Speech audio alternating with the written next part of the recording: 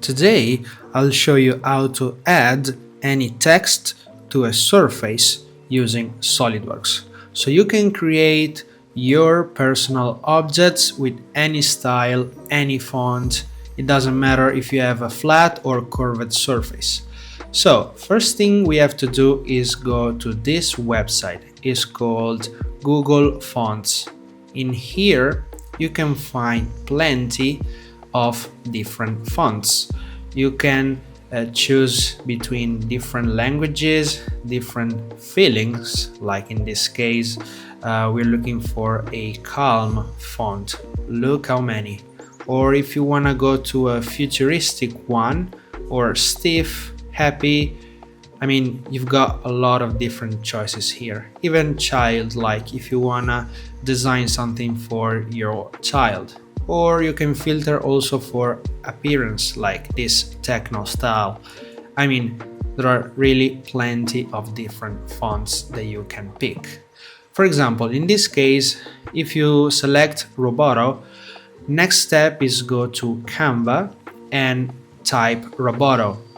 At this point, you will see that font that is popping up, and you can modify the font as you like. You can change the words, you can change the style, the lights, the shadows. There are a lot of different options that you can customize on Canva. In my case, I selected these 6 different fonts, and for the purpose of this video, I think I'm gonna go with the Gouache hand. Alright, so let's try to design this word, sugar, with the font we selected. Once you're happy with your text, you have to download the page, and please be careful to select this. Remove background on Canva. And this is really important. I'll show you why in a moment.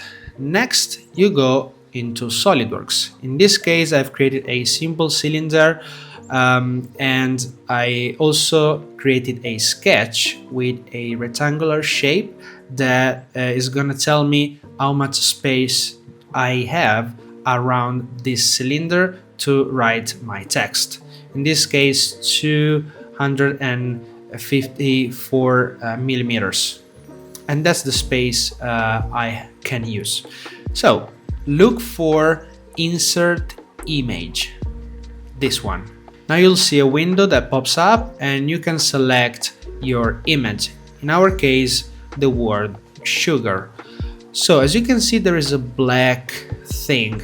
I'm not sure what that is. If you go on the left, you can see transparency, from file, and please remember to select that. And as you can see, if you downloaded the word without the background, now you're able to import that picture correctly into SolidWorks. Now you can do some adjustments, select different parameters, the size of the text, and when you're happy, click OK. And now this is the longest part, because you have to select line or spline, and you need to start following the shape of each letter. I know that there are some other methods that are quicker than this, where you can import and just let SolidWorks do the job. But if you wanna the maximum control over the design of your text, this is the only way. When you're happy, you can use the wrap function. So you can take that letter and wrap it up around the surface. And then you have to repeat over and over the task of following the letters using splines and lines. When you're done, go back using the wrap function, and you can do 3D, or you can also cut the word into the solid object. There are plenty of things you can do with that function. And you can also change the font. The only thing you have to do is import another picture and repeat the thing. The more control you want to have, the more points of the spline and the lines you need to insert, of course. Save the file as a 3MF file, because otherwise you're not going to be able to import that into Bambu Lab Studio, which is the software I'm using to 3D print this thing. I'm not gonna go through all the settings of this software, it's not the purpose of this video, but I want to show you before ending the video how to also create this thing. Please look at that.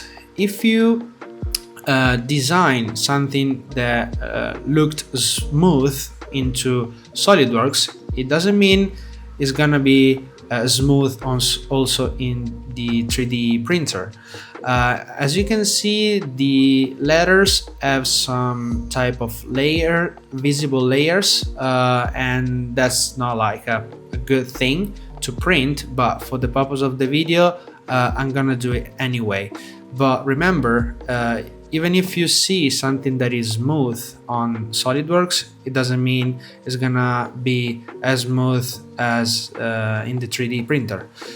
When you're happy with the settings of the 3D printer, you press print, and now you have to wait. For example, this object took 1.5 hours.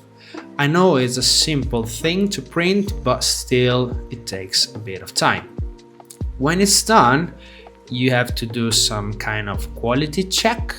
Like in this case, we've got some strings and some visible layers, so we can improve a little bit this object with some tuning. My goal was to create an airtight tin for my kitchen, and I wanted to create the sugar label on it, and there you go. Let me know what you think about it in the comment. See ya!